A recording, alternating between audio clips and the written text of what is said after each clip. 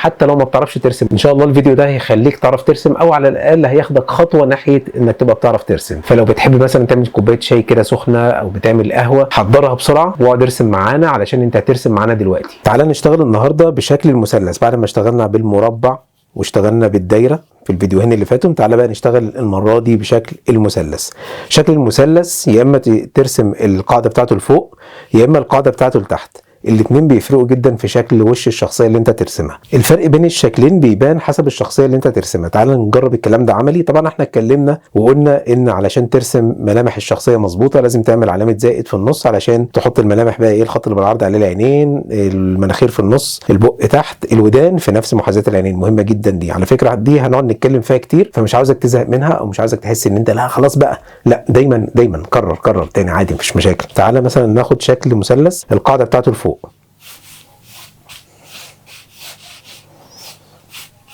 عايزك وانت بتجرب ترسم كده مش لازم ترسم مظبوط. علامة الزائد زي ما احنا قلنا قبل كده ان انت الخط اللي بالعرض بترسمه بقى فوق تحت حسب بقى ايه، هتحط العينين فين. هنا هنحط العينين في النص، هحط هنا عين وادي الحواجب والمناخير في النص. ممكن اعمل بقى المناخير ايه بنفس شكل المثلث بتاع الوش نفسه. فلو تلاحظ هتلاقي ان الوش بان رفيع نازل على دقن كده ايه رفيعه مدبب كده من تحت. ده لما عملنا القاعده بتاعته لفوق. في ناس كتير تلاقي وشها كده تحس ان هو ايه مثلث. تعالى كده نرسم مثلا الشعر من فوق، الودان في نفس محاذاه العينين طبعا في نفس الخط اللي بالعرض، ادي ودن وادي ودن،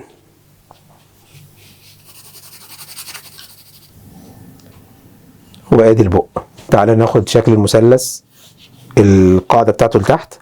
فهنا بقى يحسسك بشخصيه ايه، شخص وشه مليان من تحت. احنا بنستخدم الشكل اللي هو الصريح بتاع الشكل الهندسي سواء بقى ايه مثلث او مربع او دايره علشان نبسط او نوصل لاقرب شكل للشكل الشخصي اللي انت بترسمه. طبعا ده هيجي مع التمرينات اللي هنشتغل عليها بعد كده ان شاء الله.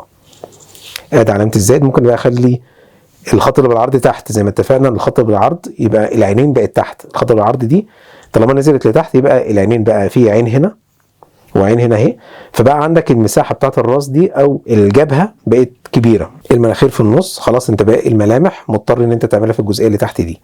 وناس كتير جدا في حياتنا بتلاقي الملامح بتاعتها تحس انها ايه في المنطقه اللي تحت دي، وعنده منطقه الراس من قدام او الجبهه كبيره. الودان في نفس محاذاه العينين، العينين فوق او تحت الودان معاها، ادي ودن وادي ودن. ممكن بقى تعمل له شعرتين كده يبقى شكله كرتوني كده حلو، او تعمل له بقى ايه، او ده هنتكلم فيها في اللي جاي.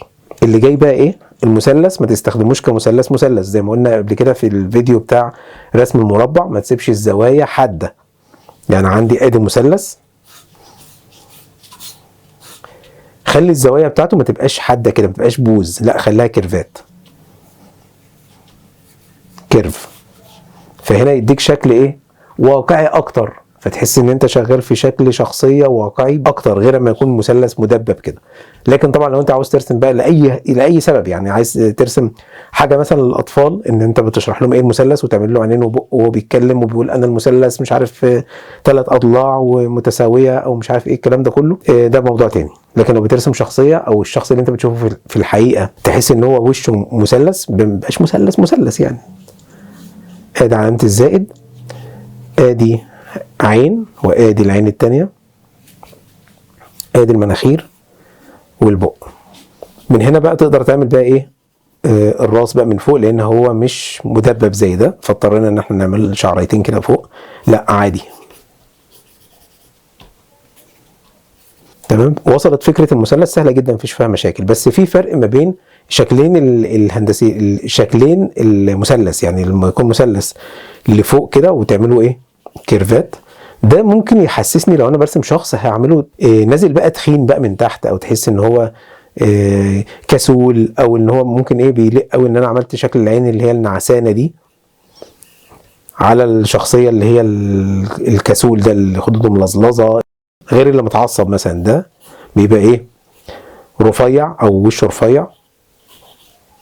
ده يلق او ان انت تعمله مثلا شخص عصبي. انا بفتح معاك افكار، يعني كل الافكار اللي احنا بنقولها دي بص ممكن تنفذها او ما تنفذهاش عادي، مفيش مشاكل. تعالى بقى نجرب نعمل سكتشات بالقلم الاسود. ده قلم اسود، قلم سبوره عادي جدا.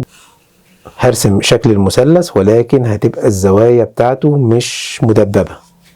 علامه الزائد اللي في النص، اللي انت بقى لما ترسم كتير وتتمرن على الموضوع ده كتير هتبقى مش محتاج ان انت ترسمها في الاول.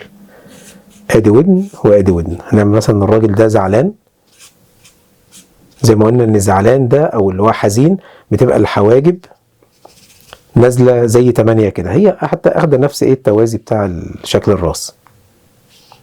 ادي المناخير ممكن نكبرها، وادي البق طالما زعلان يبقى قوس لتحت. ومعلش والله اصحابي اللي هم خبراء في اليوتيوب بيقولوا لي ان انت دايما لازم تقول للناس تعمل سبسكرايب او تعمل متابعه وتعمل لايك لو عجبك الفيديو. انا ما بحبش اقول الكلمتين دول والله، بس هم قالوا لي لازم تقول، فخلاص معلش يعني فاهم. هعمل بقى مثلث ولكن القاعده بتاعته فوق. علامه الزائد انا برسم دايما علامه الزائد عشان افكرك ان انت لازم تعملها. دي بتظبط لك الدنيا، بترسم بقى الملامح في مكانها المظبوط، ما تقعدش تحير نفسك. خلاص الخط اللي العرض ده انا عارف ان انا هرسم هنا عين وهنا عين والودان جنبهم، خلاص مقفوله، مش هنقعد نفكر فيها. بص نعمله ايه؟ حاجب نازل وحاجب مرفوع. طيب الحاجب اللي نازل والحاجب المرفوع هل هيغير في مكان العين؟ لا، العين في نفس مكانها. الحاجب نزل الحاجب طلع اي حاجه، لا العين في مكانها. فايه اللي هيحصل؟ ادي عين والعين التانية لازم تبقى هنا. طب هتيجي على الحواجب عادي مفيش مشاكل، هتبقى نص دايره كده. وادي المناخير عاوز تعملها كبيره ماشي، ونعمله مبلم كده اللي هو بيفكر في حاجه. وادي الودان في نفس محاذاه العينين، ما تحيرش نفسك.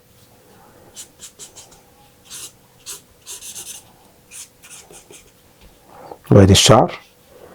تعالى بقى نعمل له مثلا شويه شنب كده، نعمل له دقن كده. تعالى ناخد كمان ايه مثال تاني، واحد بقى يكون مبسوط بقى، يعني ده واحد مبلم واحد حزين. تعالى بقى نغير المود شويه نخليه مبسوط. علامه الزائد ما تنساهاش. الراجل المبسوط ده حواجبه بتبقى مرفوعه، العينين في نفس المكان اللي هو بالخط اللي بالعرض ده. ادي عين وادي عين. تعالى نعمل بقى مناخير صغيره، مش دايما بنعملها كبيره. يا اما نعمله مبتسم يا اما نعمله مبتسم جدا لدرجه ان هو فاتح بقه. بس في حاجه كمان، خلينا بس نرسم الودن اللي هي في محاذاه العينين. ادي الشعر. الراجل اللي بيضحك ده او المبتسم ده عندي هنا الخدود، شايف الخدود؟ المفروض ان هو لما ضحك فالخدود اتفردت من هنا ومن هنا. طب الخدود دي راحت فين؟ الخدود اللي هي موجوده يعني هنا، شايف الحته دي؟ الراجل اللي قافل بقه ده فيه خدود، الخدود دي اترفعت لفوق فغطت على العين. متخيل معايا؟ لان هو لما ضحك كده وفتح بقه فالخدود اتلمت من هنا ومن هنا، فهقفل العين من هنا ومن هنا من تحت، فيديك احساس بالسعاده اكتر او يديك احساس بانه مبتسم اكتر. تعال نعمل الفرق ما بين واحد بيعيط قوي او بيبكي قوي وواحد بيضحك قوي، مش بس مبتسم او مبسوط. هنعمل نفس الشكلين، يعني ادي شكل المثلث هنعمل القاعده لتحت مفيش مشاكل، وادي الشكل الثاني. هنعمل الفرق في حاجه واحده بس وهتعمل فرق جامد جدا. اول حاجه هنرسم اللي هنرسمه هنا نرسمه هنا، ادي علامه الزائد وادي علامه الزائد اللي هنتكلم عنها كتير وما تزهقش. العين هنا هنعملها مثلا مغمضه، تمام، والعين هنا كمان مغمضه. بعد كده الحواجب دي 8، الحواجب دي 8. المناخير في نفس المكان مفيش فيها مشاكل هنا وهنا، تمام. نيجي للودان. الودان هنرسم ادي الودن في نفس محاذاه العين هنا، وادي الودن الثانيه في نفس محاذاه العين هنا، مفيش مشاكل خالص. نعمل هنا الشعر ونعمل هنا الشعر، الاثنين زي بعض بالظبط تقريبا، ولكن هيبقى في فرق واحد بس هيخلي ده بيضحك، وهو ان انا هعمل بقه مفتوح هلال لفوق،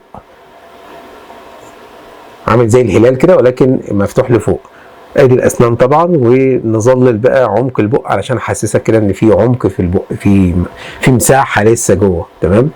وادي طبعا القوسين اللي هم بتوع الخدود، والهلال ده باصص لفوق. تعالى بقى للي بيبكي، هنخلي الهلال باصص لتحت عكس التاني. هنعمل الاسنان اللي تحت هي اللي باينه اكتر، وبرده هنظلل علشان نعمل عمق البق واحسسك ان في مساحه كبيره جوه. احنا احنا رسمنا الفرق في حركه واحده بس، حركه البق، العينين والمناخير وكل حاجه زي ما هي، ولكن ده بقى بيعيط وده بيضحك. فاحنا ممكن برضو ايه نجود شويه، او ان احنا نزود شويه، بما ان ده مش موضوعنا في الفيديو ده، بس خلينا ايه الشيء بالشيء يذكر. نعمل دموع بلون ازرق مثلا كدليل على الميه او كده يعني. ده بشكل بسيط جدا عملنا سكتشات على رسم المثلث، وشرحنا ازاي المثلث بترسم بالوش وبيفرق في ايه. وهرسم انا بقى حاجه تانية كده علشان ما بحبش اسيب اي مساحه فاضيه. وانصحك كمان ان انت وانت بتتمرن او بترسم ما تسيبش اي مساحه فاضيه، ارسم كل حاجه. انا النهارده مثلا محددين ان احنا نتمرن على شكل مثلث، فهشتغل على شكل مثلث. اتمرن كتير، ارسم بايدك كتير، مهما كانت النتيجه. مش لازم تطلع احسن حاجه، المهم ان انت تتبسط وانت بترسم. ده هدفنا، ان انت تعيش حاله نفسيه معينه لما تكتسب هوايه هتفرق معاك جدا. ما تنساش بقى تعمل لنا متابعه، علشان الفيديو اللي جاي ان شاء الله هيكون فيه سكتش لدمج شكلين هندسيين على بعض. ازاي نعمل وش مش بشكل هندسي واحد زي ما عملنا قبل كده، لا هنعمل بقى ايه كذا شكل هندسي هندمجهم مع بعض وهنرسم بهم وش.